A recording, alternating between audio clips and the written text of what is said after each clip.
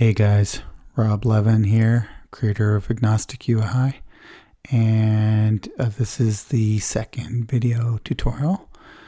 And so we're going to stick with the agnostic CSS package. I have one more thing to tell you before we start heading into framework territory next. And that is that I have been updating the documentation. These used to be called components, and these were the framework implementations. So if you want to see how to use it in React or Vue or something like that, all the components were in here. Well, I've been trying to expand the documentation and resources for also using AgnosticUI as a CSS only framework, just from feedback from folks that they'd like to have that. And so here are the CSS components, and it shows you what you need to do in order to use it. It's a CSS only framework, and then it shows you the rendered example, like in this case alerts, and then the markup with the included CSS classes for that. So I thought it might be interesting to show you how I have the advantage I made these docs, but how you can basically come in here and cut and paste these into a template. So over here I've got the same sort of HTML template I had in the last video.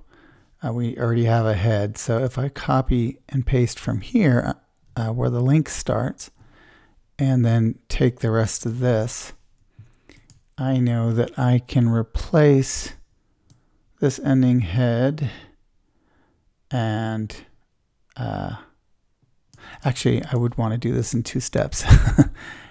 Let's try this again. So I'm going to take here up to the head, and that would mean just coming over here and replacing with the links for the agnostic CSS files that are required. And then I know this is starting at the body, and it's got a container class already, so I could take this and just go up to about there. Yeah, and then it closes at the body. So you do need to know how HTML is structured. But if I save this now and look at the test page and reload, there are my alerts. Let's look at another one. Let's look at avatars. So these are the rendered avatars. It's using a little online Joe Schmo service. And in this one, actually this is, let me reload. Is this still there? No, yeah. So again, we could take these links here, and they're already there, but just for practicing purposes, paste them in. And then if we take, let's take everything inside here, and I'll stick that within the container that I had over here. So I'm going to count divs. There was one wrapping div for container. And then if I go ahead and paste this markup in here, it's not indented quite correctly. I think it needs to be moved over 1. But in any event, it's proper HTML still. So if I reload, there's some avatars.